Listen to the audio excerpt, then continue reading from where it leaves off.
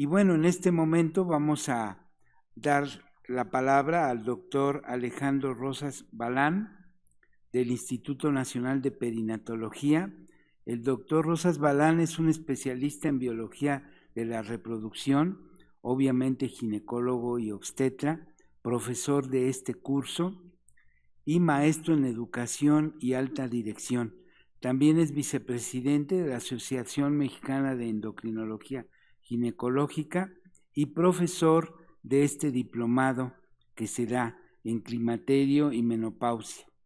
También es diplomado en nutrición perinatal, certificado por el Consejo Mexicano de Ginecología y Biología de la Reproducción, profesor del Consejo Mexicano de Ginecología y Obstetricia y coordinador de la Clínica en Medicina del Adolescente. Es vocal por parte de México en la Asociación Latinoamericana de Endocrinología Ginecológica y le damos la más cordial bienvenida al doctor para que nos presente mitos sobre la anticoncepción tras el embarazo. Adelante, doctor. Hola, buenas tardes. Pues antes que nada quiero agradecer la invitación para estar el día de hoy con ustedes en la Academia Nacional de Medicina, justamente para hablar de este tema relacionado con mitos sobre la anticoncepción tras el embarazo o lo que vamos a llamar también tras algún evento obstétrico. Antes que nada, bueno, declaración de conflicto de interés, trabajo con la industria farmacéutica en temas relacionados justamente con anticoncepción y en suplementación. Soy el coordinador del Servicio de Medicina del Adolescente en el Instituto Nacional de Perinatología, pero el día de hoy pues no percibo ningún honorario para dar esta conferencia. Para esta conferencia pues nos hemos tratado estos objetivos, que es analizar la importancia de la anticoncepción post-evento obstétrico, conocido como apeo, como una estrategia para reducir la morbilidad y la mortalidad materna y perinatal mediante un adecuado espaciamiento intergenésico. Describir los métodos anticonceptivos disponibles en el puerperio, su eficacia, momento de inicio y criterios de elegibilidad clínicos basados en la evidencia, obviamente dirigidos a la población adolescente, y desmitificar las principales creencias erróneas sobre la anticoncepción en mujeres de periodo de lactancia, sustentando su seguridad y eficacia tanto para la mamá como para el recién nacido.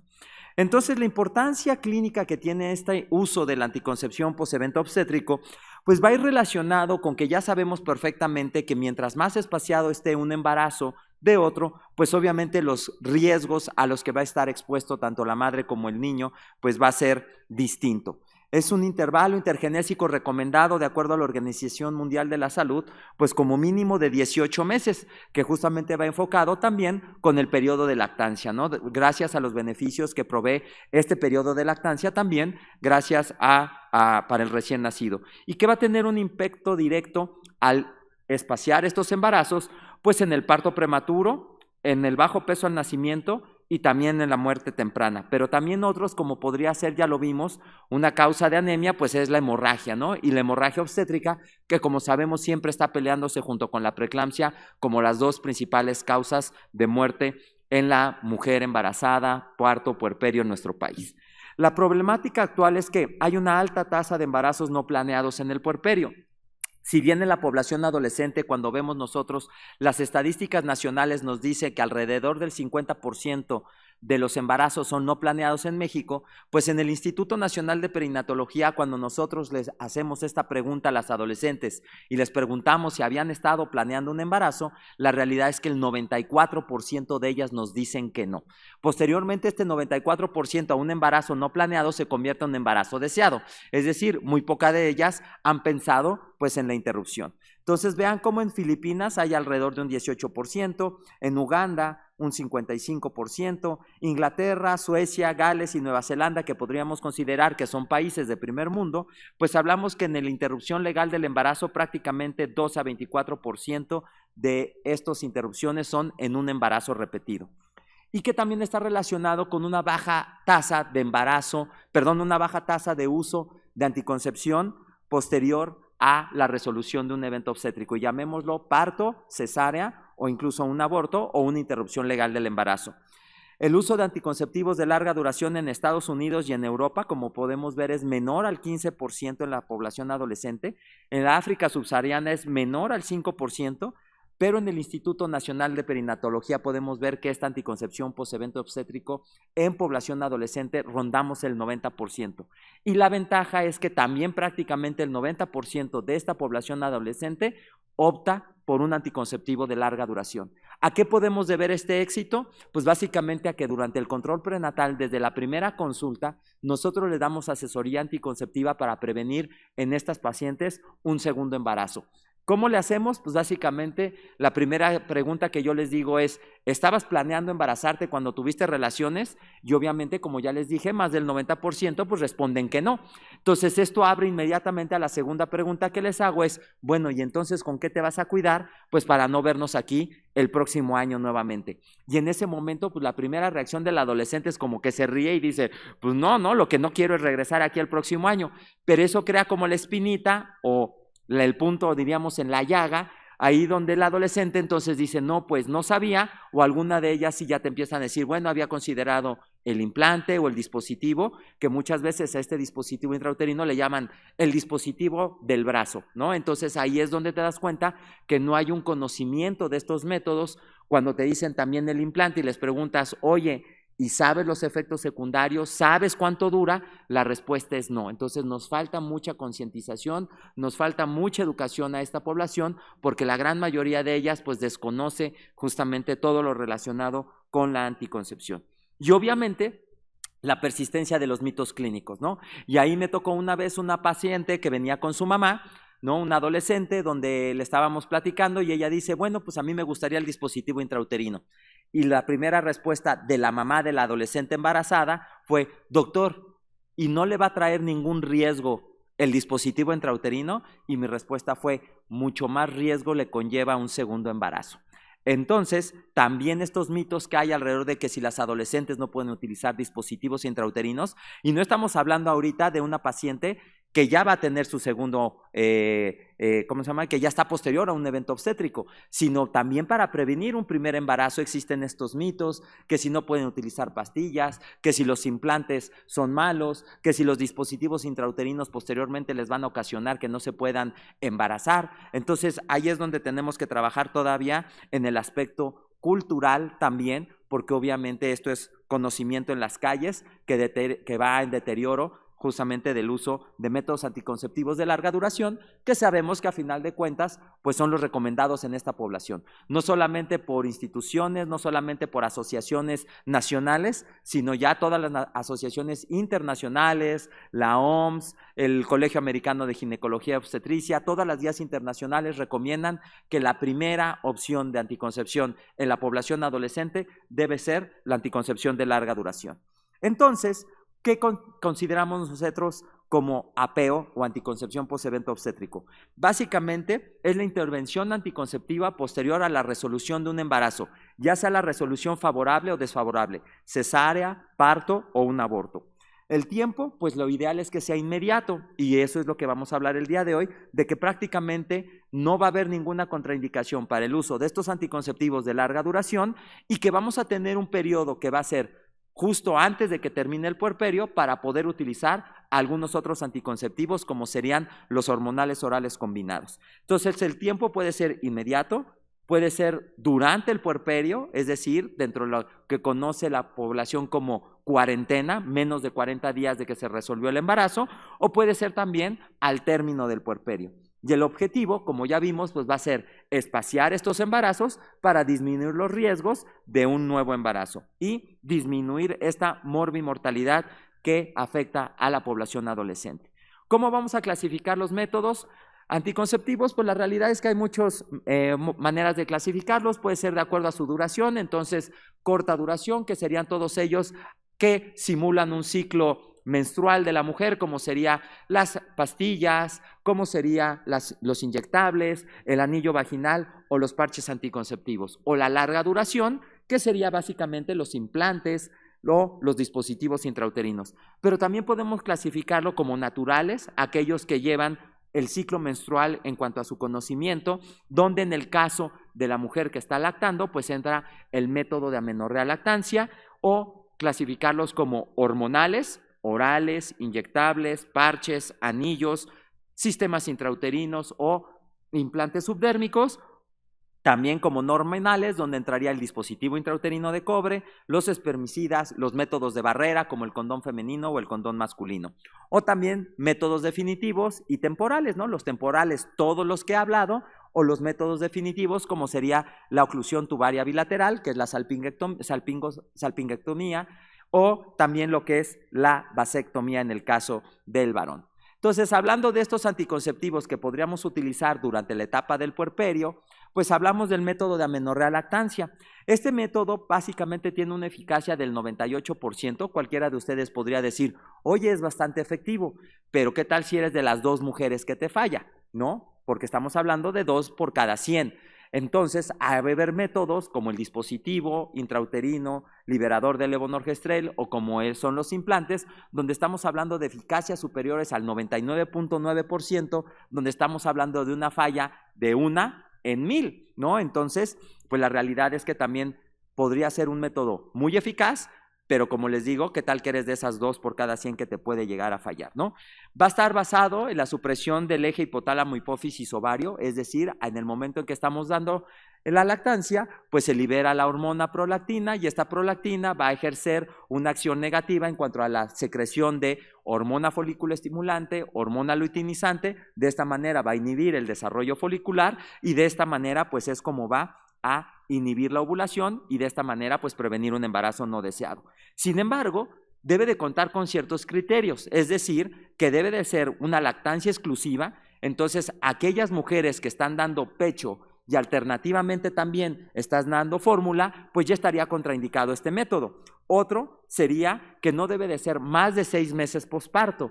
¿Por qué? Porque sabemos que después de 6 meses posparto, pues ya empieza el periodo de ablactación. Es decir, que ya el bebé no va a empezar a recibir solamente leche materna, sino va a empezar a recibir otro tipo de alimentos, con lo cual ya no se cumple el primer criterio, que es el de lactancia absoluta. Y la otra es que si la mujer llega a presentar un periodo menstrual en estos 6 meses, pues también estaría contraindicado. ¿Por qué? Porque quiere decir que la intensidad de la lactancia no está ejerciendo esta secreción de prolactina, no está teniendo esta inhibición negativa en este eje hipotálamo, hipófisis, ovario, y por ende está habiendo periodos de ovulación. Entonces también estaría contraindicado. Entonces, cualquiera de estas 3 condiciones que se cumpla, la mujer menstruó, le está dando otro alimento que no sea solamente leche materna o tiene ya más de 6 meses posparto, contraindicaría este tipo de método. ¿Cuáles serían las limitaciones? Pues ya lo comentamos, la lactancia parcial estaría dando la posibilidad de una ovulación,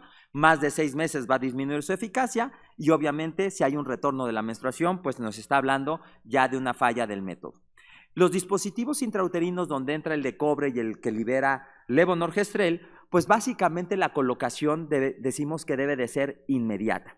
Es decir, se pueden colocar, como sabemos, el DIU posplacenta. Se da el alumbramiento y en ese mismo momento podemos colocar el dispositivo o tenemos 48 horas para colocarlo. Si no se realiza de manera posplacenta o no se coloca en este periodo de 48 horas, debemos de esperarnos un periodo de más de 4 semanas. ¿Por qué? Porque como el útero empieza a involucionar y empieza a disminuir su tamaño, la realidad es que ya no sabemos el tamaño total, puede dificultar su palpación por arriba de la sínfisis del pubis, por el abdomen, al ya no estar en estas primeras 48 horas y que entonces en el momento en que nosotros realizamos una histerometría existe el riesgo de perforación porque también el útero va a tener una consistencia más blanda que en un periodo ginecológico o sin embarazo o en un periodo donde acaba de tener el periodo de contracción máxima posterior a la resolución del embarazo, tanto por la secreción endógena de oxitocina como el uso de oxitocina, ergonovina, carbetocina, misoprostol, que podemos llegar a utilizar nosotros para disminuir la hemorragia posparto. En ese momento está muy bien contraído, lo sentimos duro y el riesgo de perforación al colocar un dispositivo es menor. Por eso es que nos debemos de esperar, si ya no lo coloqué dentro de las primeras 48 horas, pues prácticamente hasta la resolución del puerperio. Su eficacia pues puede ir desde un 99.4% para la paciente que utiliza el dispositivo intrauterino de cobre o en el caso del sistema intrauterino liberador del levonorgestrel, 99.5, 99.9%, que va a ir en esos rangos dependiendo de las guías que nosotros revisemos o del lineamiento técnico que salió en el año 2024 y que fue publicado justamente este lineamiento técnico de anticoncepción post-evento obstétrico. En cuanto a los implantes subdérmicos, pues contamos con dos opciones, ¿no? Entonces las pacientes normalmente conocen el implante o lo conocen a veces como el chip, ¿no? Y cuando tú les preguntas, oye, pero existen dos, ¿cuál quieres? No, pues no los conozco, pero cuando les dices tú, es que uno dura 3 años y otro dura 5, prácticamente todas las adolescentes te dicen, no, pues el de 5, ¿no? El que dure más, porque lo que menos quiero es volverme a embarazar yo posterior a este embarazo que no estaba planeado, y entonces optan en su gran mayoría por este. El implante de una varilla, bueno, pues contiene etonorgestrel, que es un tipo de hormona que en el interior del cuerpo sufre un metabolismo hacia el levonorgestrel, y de esta manera es como ejercen su acción a nivel de la inhibición de la ovulación, a nivel de inhibir el crecimiento del endometrio, pero sobre todo el efecto principal, que es espesar el moco cervical para crear como una barrera mecánica para que los espermatozoides pues no puedan ascender hacia la cavidad uterina. Y el de 2 varillas, que tiene levonorgestrel, que dura 5 años y que el efecto anticonceptivo es prácticamente el mismo. Su eficacia, como pueden ver, es 99.9%, 99.95% en algunas otras guías, y que se puede colocar de manera inmediata en el puerperio, es decir, lo que hacemos nosotros en el instituto es prácticamente se coloca el día que la paciente egresa, ¿no? Entonces ese día, un día posparto o 2 días poscesárea, ese día se está colocando el implante, se le da toda su asesoría, y todas las pacientes que se van con un método anticonceptivo se les da una cita al término del puerperio para hacer la revisión, sobre todo del dispositivo, porque en ese proceso donde el útero empieza a involucionar, pues podría moverse, y como saben, el dispositivo intrauterino de cobre, su efectividad depende mucho de que esté bien colocado, y la revisión tiene que ser por ultrasonido, porque muchas veces cuando van con un médico a revisión y que no fue el mismo que les colocó el dispositivo, pues muchas veces solamente hacen un tacto vaginal o colocan un espejo y dicen, ah, ya vi los hilitos, entonces ahí tienes el dispositivo. Sí, pero ellos no saben qué tan largos se dejaron esos hilos, entonces no saben si esos hilos están más adentro, esos hilos están más afuera, y que realmente eso puede afectar la eficacia del dispositivo. Es por eso que las recomendaciones, siempre que vamos a revisar un dispositivo intrauterino, tiene que ser por ultrasonido, medir la distancia que existe entre el fondo hacia el dispositivo intrauterino, y si esta distancia es menor de 1 centímetro, podemos decir que ese dispositivo está bien colocado y no se requiere realizar ninguna intervención. Pero si ese dispositivo, la distancia es mayor a 10 milímetros o 1 centímetro, pues definitivamente tiene que ser retirado y colocar uno nuevo. En el caso del implante, pues básicamente lo que revisamos es pues que no haya hematoma, que no haya molestias a la movilización del brazo, que normalmente se coloca en el brazo no dominante, pues para que no haya ningún tipo de malestar. Pero la realidad es que un implante bien colocado pues no va a tener prácticamente ninguna molestia, aún colocándose en el brazo dominante. Los anticonceptivos orales, pues contamos con 2, básicamente los que tienen solo progestina o los que tienen estrógeno y progestina. Progestinas hay muchas, drospirenona, dienogés, desorgestrel, levonorgestrel, que podemos utilizar vía oral, pero prácticamente no, tenemos acetato de clormadinona, acetato de ciproterona, pero básicamente estrógenos utilizados en anticoncepción, básicamente es más del 90% contienen etinilestradiol, y solamente habrá otros que contienen, por ejemplo, valerato de estradiol. Entonces, estos anticonceptivos, si son de solo progestina, pues al no contener estrógeno, el riesgo trombótico es mínimo, entonces pues pueden utilizarlo de manera inmediata, posterior a la resolución, y cuando utilizamos anticonceptivos combinados, como son los que tienen estrógeno, pues básicamente hay que iniciar posterior a los 21 días de la resolución, donde todos estos factores de coagulación que se empezaron a desencadenar posterior al evento obstétrico, pues se han resuelto, ya estos factores han disminuido prácticamente a los valores que se existían antes de el embarazo, y que entonces con seguridad ya no va a haber un riesgo trombótico, y que su eficacia puede ser del 99.7%, siempre y cuando pues se utilice de manera perfecta, ¿no? Ya saben, tomándose a la misma hora, sin olvidos, el mismo anticonceptivo, y sin ningún problema puede llegar a tener esta eficacia. También tenemos los métodos inyectables, donde contamos también los de solo progestina, que tienen una duración, un intervalo de aplicación hasta de 3 meses. Se pueden iniciar posterior a las 6 semanas que se resolvió el embarazo, es decir, al término del puerperio, que básicamente es acetato de medroxiprogesterona, donde contamos de aplicación intramuscular o subcutánea.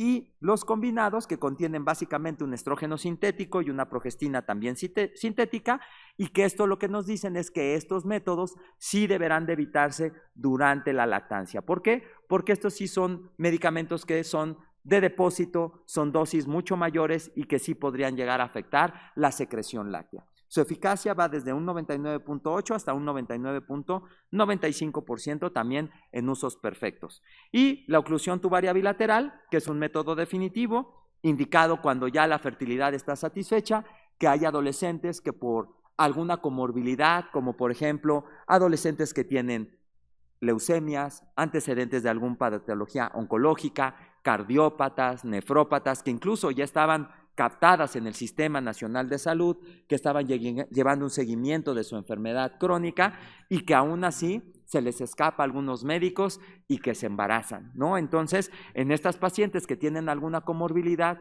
o incluso algunas adolescentes que posterior haya una interconsulta con psicología para saber por qué desean un método definitivo tan jóvenes, pues sí hemos llegado a realizar este tipo de método anticonceptivo definitivo en este tipo de población. ¿Cuándo puede realizarse? Pues de manera inmediata, ¿no? Durante transcesárea o incluso durante la realización de la resolución de una eutosia o un parto instrumentado, por ejemplo, pues se hace una incisión a través de la cicatriz umbilical de 2, máximo 3 centímetros, por ahí se liga una trompa, se corta, lo mismo del otro lado, se cierra y prácticamente la paciente se va igualmente al otro día, llega a su habitación, come igual, se le dan las mismas dosis de analgésico como si se hubiera resuelto solamente un parto normal, por así decirlo, y no tiene ningún tipo de complicación o estancia mayor post el evento obstétrico al que hayan tenido.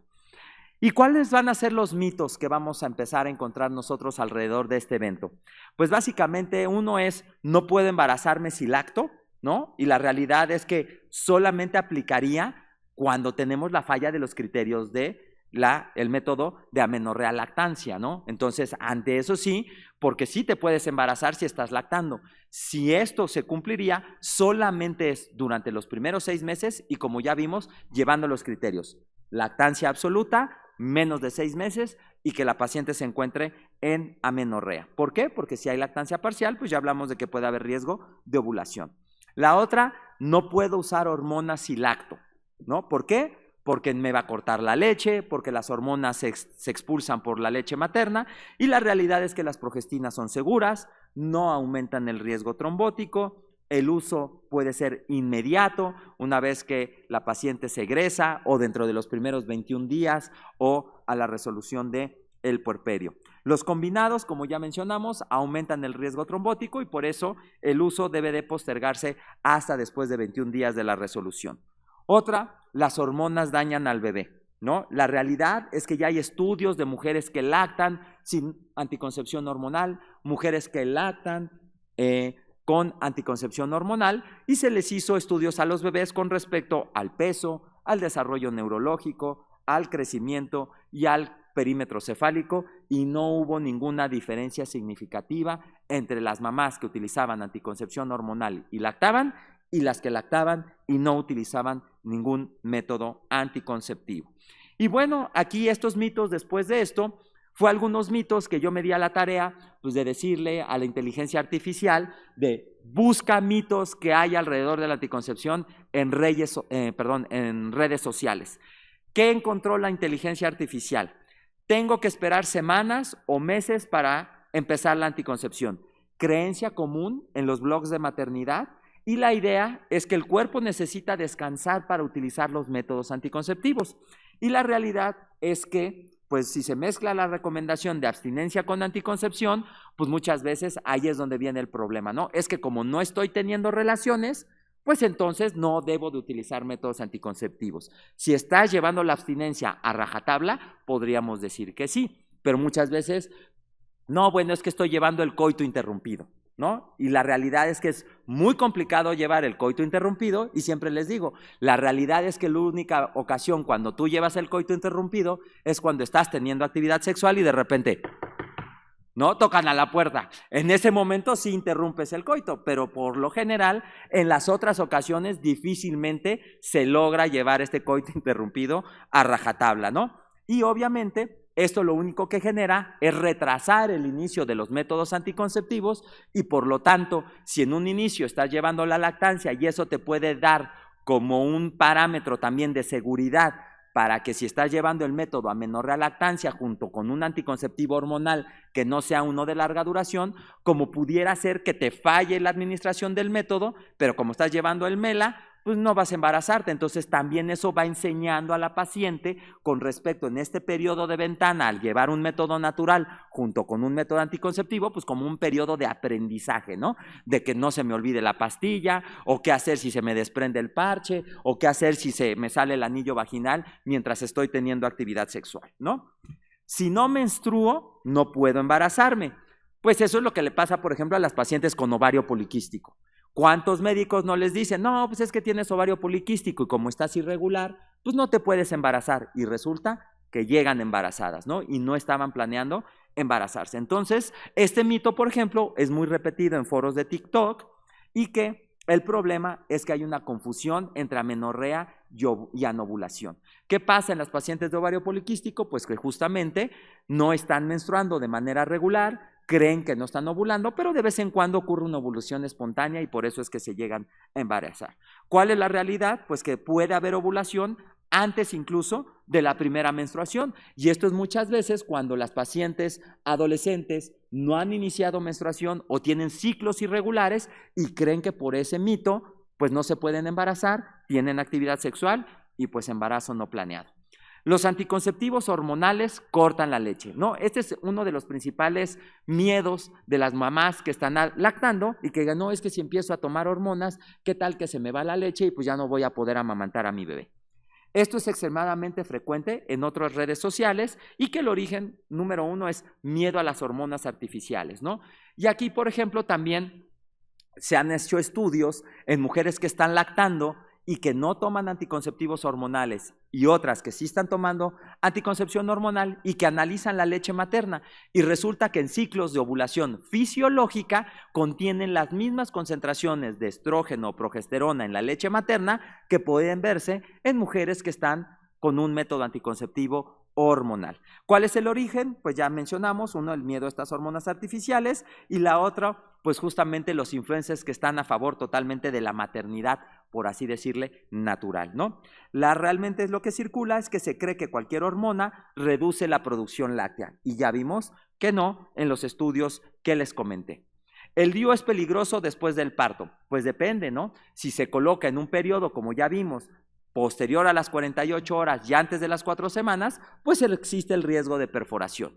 Y sobre todo también existe el riesgo de mayor expulsión de este método porque se colocó en una etapa pues donde se está involucionando el útero y que hay un mayor riesgo de una mala colocación y eso favorece pues la expulsión del dispositivo intrauterino. Entonces, las creencias es que se va a mover, si se coloca antes de las 48 horas y con una colocación adecuada, la realidad es que la tasa de expulsión no aumenta. Perfora el útero, si se coloca, siempre les digo, no es que el dispositivo, una vez que ya está colocado, pues se va moviendo y va perforando el útero, ¿verdad? No, la realidad es que muchas ocasiones, o podríamos decir que la razón principal es que cuando se coloca, en ese momento se perforó el útero. ¿Y cuál es la creencia después? No solamente en el posevento obstétrico alrededor de la lactancia, sino es que ya se me encarnó, ¿no? Me dijeron que el dispositivo se encarna. No, la realidad es que hubo una mala colocación, se perforó el útero y entonces al momento de retirarlo puede haber un dolor excesivo o incluso un retiro parcial del dispositivo, ¿no? Se rompió o me traje solo los hilos porque resulta que no está ahí o incluso está fuera de la cavidad uterina y se encuentra en la cavidad abdominal. Ya no podrás embarazarte, ¿no? Por el riesgo que se cree de que te va a aumentar el riesgo de una enfermedad pélvica inflamatoria o las infecciones de transmisión sexual y la realidad es que eso no se ha logrado ver. solamente hay un riesgo de enfermedad pélvica inflamatoria y que podemos echarle la culpa al dispositivo cuando esto sucede antes de los 21 días posterior a la colocación. Y esto la realidad es a consecuencia de que no interrogamos bien a nuestra paciente o no realizamos una buena exploración porque le puse el dispositivo a pesar de que yo vi una leucorrea, que olía mal, que era grumosa, que me estaba diciendo que tenía una infección y que aún así yo decidí colocar el dispositivo intrauterino. Entonces, ante eso, más vale dar tratamiento, o si tengo una paciente con múltiples factores de riesgo, pues más vale mejor hacer unos cultivos, descartar que no hay una infección, dar tratamiento y posteriormente colocar este dispositivo intrauterino. Entonces, lo que tenemos que darnos nosotros la tarea, pues es desmitificar todos estos mitos que hay alrededor de la anticoncepción. ¿Cómo? Porque la desinformación fisiológica y de los periodos y de los ciclos hormonales y del conocimiento de las hormonas, de cómo funcionan en esta etapa, pues es una de las principales, digamos que herramientas que utilizan todos estos médicos que están o influencers que están en contra del uso de la anticoncepción post-evento obstétrico. Puede haber ovulación posparto, puede haber que la prolactina no inhiba como tal el eje gonadal, pero como ya vimos, dependiendo de los criterios que nosotros estamos utilizando para llevar métodos naturales. El miedo a las hormonas, que las hormonas te van a dar cáncer, y aquí abro un paréntesis, como saben perfectamente, desde el año pasado la FDA ya quitó el black box, lo que es el warning justamente de que la terapia hormonal, por ejemplo, para el uso durante la menopausia, ocasiona cáncer de mama. Entonces, cada vez nos vamos dando cuenta que la terapia hormonal va siendo más segura. Y lo mismo para los métodos anticonceptivos.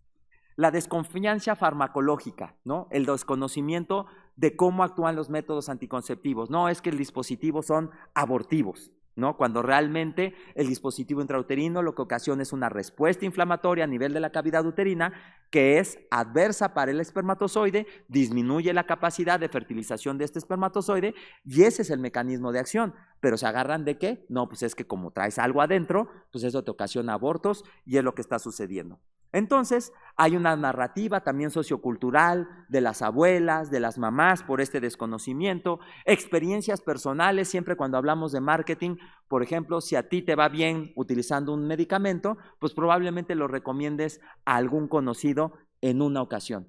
Pero si a ti te va mal utilizando algún medicamento, lo dejas de recomendar en 10 ocasiones. Uy, ¿te mandaron eso? No, a mí me cayó muy mal. Y cada que alguien te hable de eso, le va a decir, no, no lo uses porque te puede pasar eso. Entonces, el marketing negativo es exponencial, mientras que el marketing positivo muy probablemente solo sea aritmético.